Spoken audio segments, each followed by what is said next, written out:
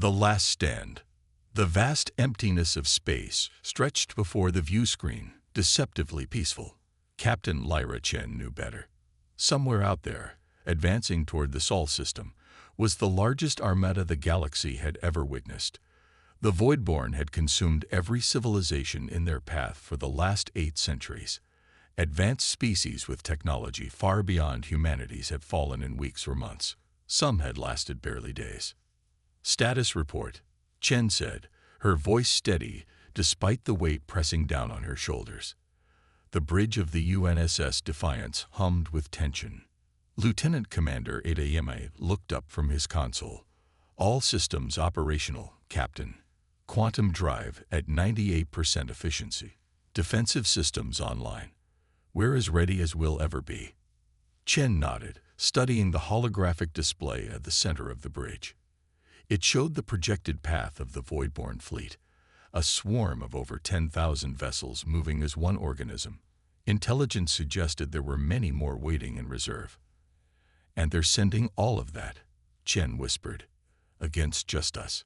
"Not just us, Captain," Adeyemi corrected with a thin smile. "The last, best hope of humanity." The Defiance was humanity's final gambit. While the rest of Earth's forces fortified the home system in a last stand, the Defiance had been sent out alone, carrying Earth's most unconventional weapon. Not that anyone outside this ship knew exactly what that weapon was. Most of the Admiralty believed this mission was merely a distraction, a sacrifice to buy Earth a few more precious days. Chen surveyed her bridge crew. 12 individuals chosen not for their military records, but for their extraordinary cognitive profiles. Researchers, thinkers, improvisers. People who didn't follow the standard playbook. "Dr. Nakamura," Chen called to the civilian scientist stationed at what would normally be the tactical officer's position. "How's our package?" The physicist adjusted her glasses. "Stable, Captain. The quantum entanglement matrix is maintaining coherence at acceptable levels. But I should remind you that this technology is entirely experimental. The simulations were promising, but there's no guarantee." "There never is with the truly revolutionary, Doctor," Chen interrupted gently. "That's why we're here instead of a traditional battleship." Chen's comm unit chimed. "Captain, this is engineering.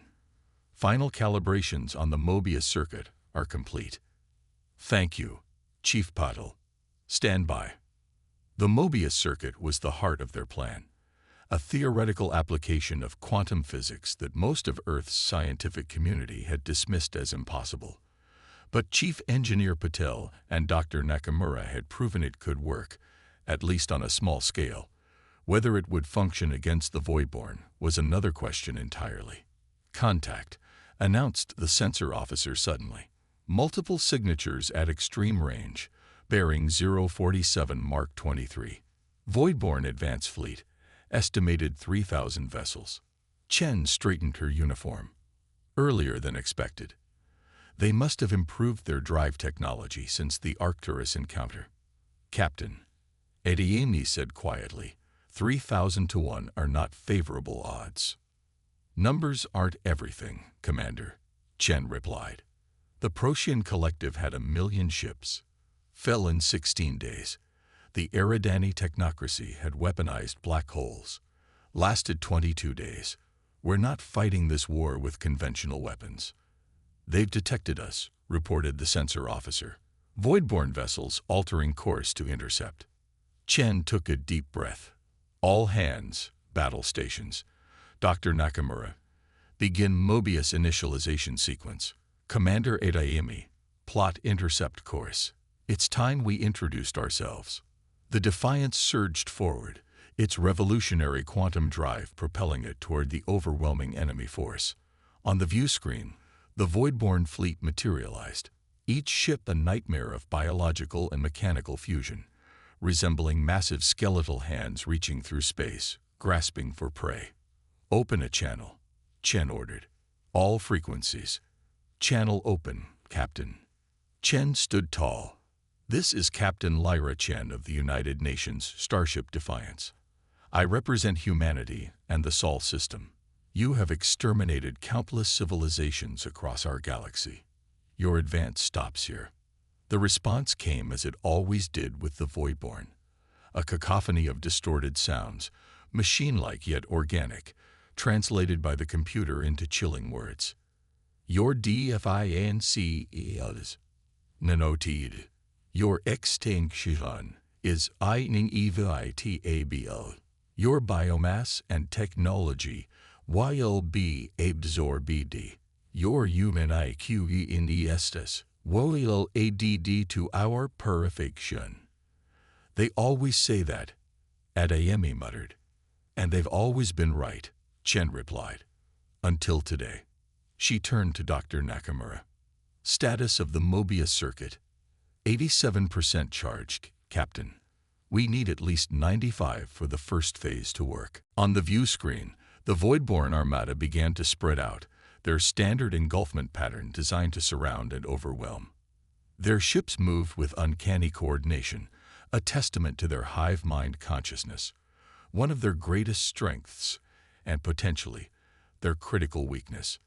They're launching absorption units, reported the tactical officer. Estimated time to intercept, 3 minutes. Absorption units were the Voidborn's primary attack method. Semi-autonomous pods that attached to enemy vessels, breached their hulls, and released nanomachines that converted organic matter and technology into raw materials for the collective. Defensive screen at maximum, Chen ordered. Evasive pattern Delta 6. The Defiance twisted through space in a seemingly random pattern, its advanced point defense systems vaporizing the absorption units that came too close. But there were too many, and the ship shuddered as impacts registered across its hull. Hull breaches on decks 4 and 7, reported Adayemi. Sealing now. Containment teams responding. 93%, called Dr. Nakamura, her fingers dancing across her console.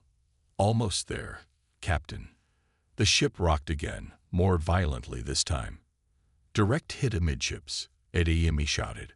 Absorption units penetrating primary hull. They're inside the ship. Chen tapped her comm. Security teams. Protocol Omega. Do not, I repeat, do not allow them near the engine room or the bridge. The sound of weapons fire echoed through the ship's comm system. The Voidborn infiltrators moved with horrifying speed, assimilating crew members and equipment as they went. 95%, Dr. Nakamura announced. We're ready, Captain. Chen locked eyes with her second-in-command. Commander Adayemi, the ship is yours. Get as close to their command vessel as you can. Aye, Captain. Adayemi nodded grimly. Chen moved to Dr. Nakamura's station and placed her palm on the biometric scanner. Captain Lyra Chen, authorizing Mobius Protocol. Authentication code Chen Omega 37 Echo. Authentication accepted, the computer confirmed. Mobius Protocol engage.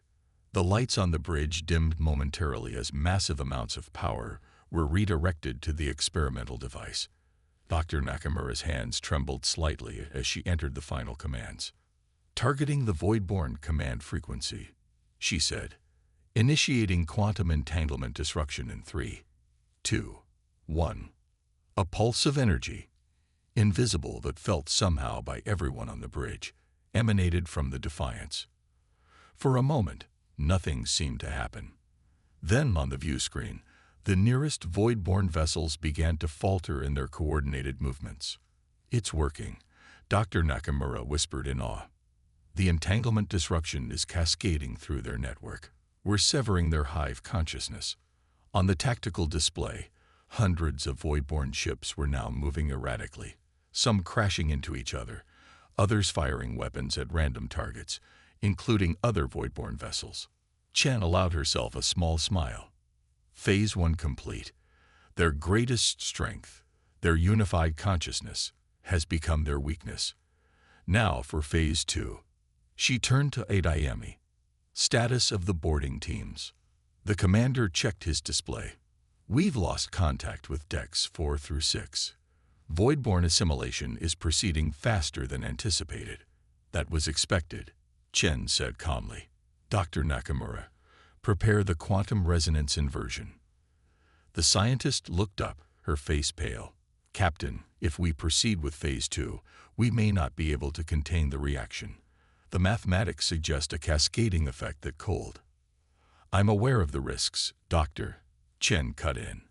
"But we're past the point of half measures. Humanity doesn't get a second chance."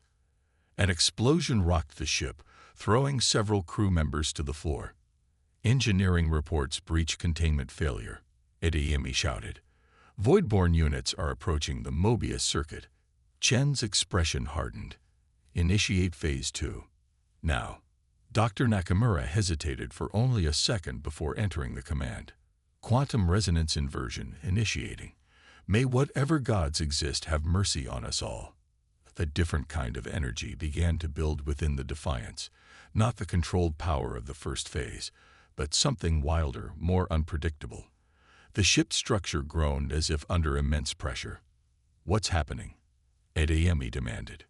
"The inversion is creating a quantum field that's rewriting the Voidborne's neural pathways," explained Dr. Nakamura, her voice filled with scientific wonder despite their dire situation. "We're not just disrupting their network, we're reprogramming it." On the view screen, the chaos among the Voidborne ships intensified. Some vessels appeared to be powering down completely, while others began firing indiscriminately at their own fleet. "It's beautiful," whispered Chen. "The perfect weapon against a hive mind." But their victory was not yet assured. The deck beneath them buckled as Voidborne infiltrators breached the final defenses before the bridge. "They're coming through," shouted the security chief, aiming his weapon at the sealed doorway, which was now glowing red from the Voidborne's corrosive assault. Chen turned to her crew, determination in her eyes. "Hold position. The process needs just 40 more seconds to reach critical mass." "Captain," Dr. Nakamura called urgently, "there's something else happening. The quantum field. It's expanding beyond our calculations. The entanglement is spreading to all Voidborne ships in the sector." "That's impossible," Chen replied, moving to look at the scientist's display. "The range should be limited to." The bridge door exploded inward, and nightmare figures poured through. Former crew members partially assimilated by the Voidborne, their bodies a grotesque fusion of human tissue and alien technology. Behind them came the true Voidborne, spider-like entities with metallic exoskeletons and glowing neural networks visible beneath translucent carapaces. 20 seconds. Dr. Nakamura shouted as security personnel engaged the intruders. Chen drew her sidearm and fired at the approaching horrors. "Protect the quantum core at all costs." As weapons fire filled the bridge and crew members fell to the Voidborne assault, the ship's computer announced, "Quantum resonance at maximum capacity. Field stability critical. Containment failure imminent." "That's it," Dr. Nakamura exclaimed. "The reaction has achieved self-sustainability." Captain Chen, blood streaming from a wound on her forehead, fought her way back to the command chair. Around her, the bridge was in chaos. Half her crew down, Voidborne infiltrators advancing, systems failing. Yet on the view screen, something miraculous was happening. The entire Voidborne fleet was in disarray, thousands of ships drifting or actively turning against each other. "We did it," Chen breathed, allowing herself a moment of hope as she collapsed into her chair, her strength fading. But at what cost? The Defiance shuddered violently as the quantum field expanded beyond all projected parameters. Warning klaxons blared throughout the ship. "Captain," Dr. Nakamura called out, her voice barely audible over the alarms. "The field is collapsing in on itself. It's creating a..." Her words were cut off as a blinding light engulfed the bridge. Captain Chen closed her eyes, thinking of Earth, of humanity, of all they had sacrificed to reach this moment. Then everything went white. The human factor. Captain Lyra Chen opened her eyes to darkness and silence. For a moment, she wondered if this was death, if she and her crew had sacrificed themselves to give Earth a fighting chance. Then emergency lights flickered on, and the bridge of the Defiance gradually reappeared around her. "Status report," she croaked, her throat dry. When no one responded, She forced herself to her feet, ignoring the stabbing pain in her side. "Anyone?" "Here, Captain," came a weak voice. Dr. Nakamura was slumped over her console but conscious. "I'm still here." Chen made her way carefully across the bridge, checking for other survivors. Commander Adayami was unconscious but breathing steadily. 3 other bridge crew members showed signs of life. The rest lay still, either dead or fully assimilated by the Voidborn. Yet strangely, the partially converted crew members who had breached the bridge were also motionless, their hybrid systems apparently shut down. "The Voidborn borders," Chen observed. "They're inactive." "The quantum resonance," Dr. Nakamura explained, painfully straightening in her chair. "It must have affected all Voidborn neural systems within range, including the assimilation units." Chen made her way to the main view screen, which was offline. Computer, external view. The screen flickered to life, revealing a sight that took Chen's breath away. The Voidborn Armada, or what remained of it, drifted in space. Some ships were clearly destroyed, others appeared dormant, and still others moved in aimless patterns, like machines without purpose. "Did we win?" Chen asked softly. Dr. Nakamura was checking her instruments. "I don't know if win is the right word, Captain. The quantum resonance created a feedback loop in their hive consciousness. It didn't just disrupt their network, it fundamentally altered it." "Altered how?" "I'm not entirely sure," the scientist admitted. "The readings are unlike anything we predicted. It's as if the resonance created a new form of entanglement, one that rewrote their basic programming." A groan from behind them signaled Commander Adayami's return to consciousness. "What'd I miss?" he mumbled, struggling to sit up. "Possibly the salvation of humanity," Chen replied, helping him to his feet, "or something else entirely. We're still figuring that out." The ship's computer suddenly announced, "Warning, unknown entities approaching the bridge." Chen and the others turned toward the damaged bridge doors, weapons raised. Through the twisted metal came several figures, but not the horrifying Voidborn human hybrids they expected. These were pure Voidborn entities, moving with deliberate care rather than predatory aggression. "Hold fire," Chen ordered, though she kept her weapon ready. "Let's see what they want." The lead Voidborn entity stopped a few meters from the humans. Its neural pathways glowed with a different pattern than Chen had observed before, less chaotic, more structured. It made a series of clicking sounds that the ship's translator struggled to process. Finally, words came through. "You changed US." Chen glanced at Dr. Nakamura, who nodded in amazement. "Yes," the captain replied. "We disrupted your collective consciousness." "Not disrupted," transformed. The entity's translator seemed to be adapting, becoming more coherent. "We were many as one. Now we are many as many." Realization dawned on Dr. Nakamura's face. The quantum resonance didn't just break their network, it individualized them. "Captain, I think we've given them independence." "Individuality," the Voidborn entity confirmed. "Concept pictor evi, unitility unknown. Now, essential." Chen lowered her weapon slightly. "Are you saying you're no longer a collective? Each of you is an individual now?" "Yes. Each unit now separate its owners SIOUs and ESS. Linked with not controlled." "Like?" The entity seemed to search for a comparison. "Like your Kuryu, Koen but distinct." Commander Adayami let out a disbelieving laugh. "We didn't destroy them. We humanized them." The revelation hung in the air as Chen considered its implications. The Voidborn had been unstoppable because they functioned as a perfect collective, millions of bodies with a single purpose, moving with flawless coordination. That advantage was now gone. "What about your mission?" Chen asked cautiously. "The assimilation of all other life forms." The Voidborn entity's neural patterns flickered in what might have been hectation. "Purpose unclear now.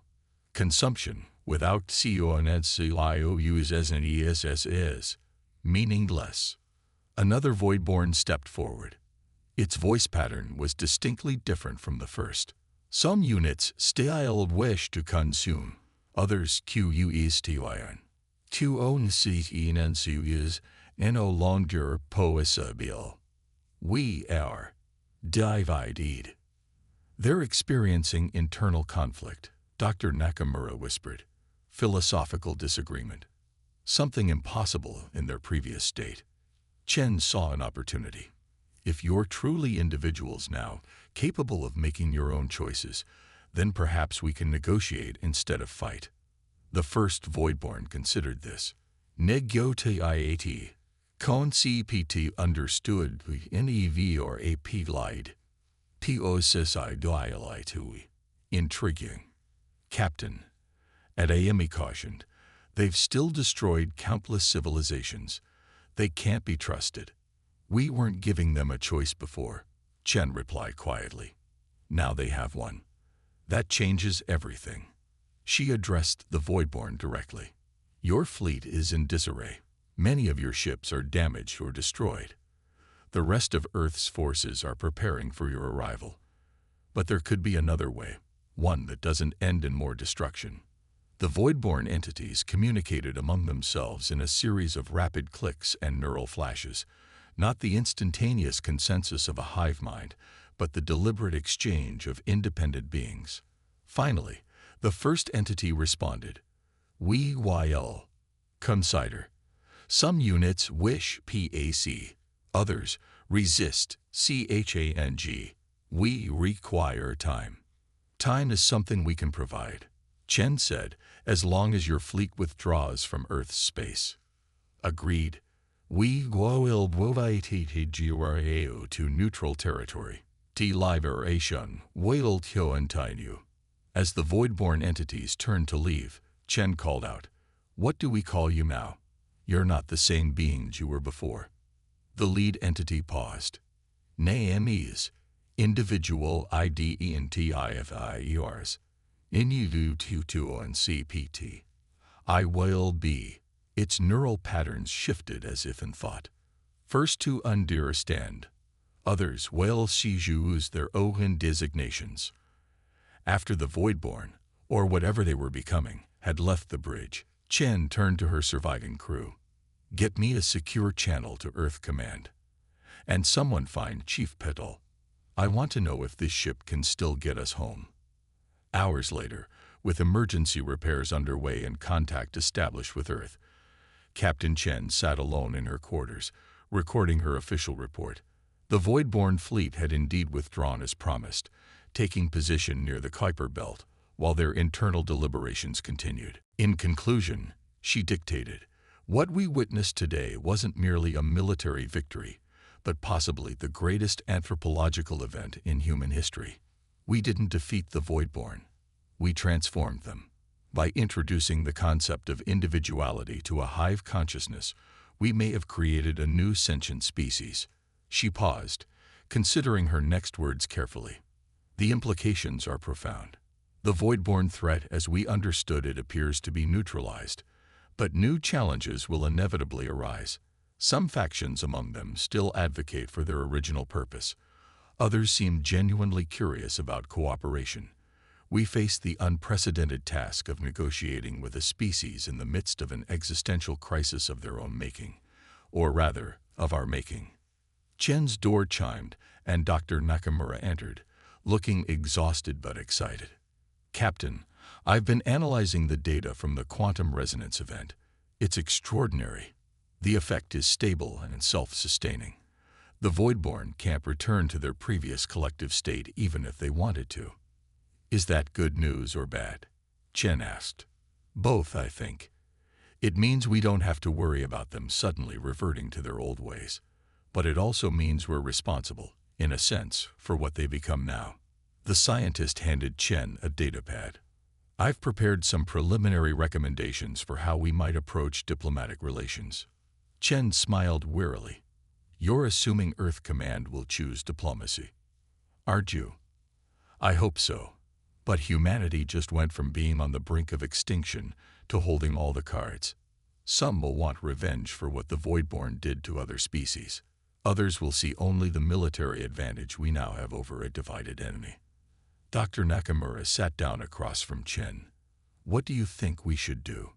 Chen was quiet for a long moment. I think we should remember what made us different from the Voidborn in the first place. They consumed without question. We question everything, especially ourselves.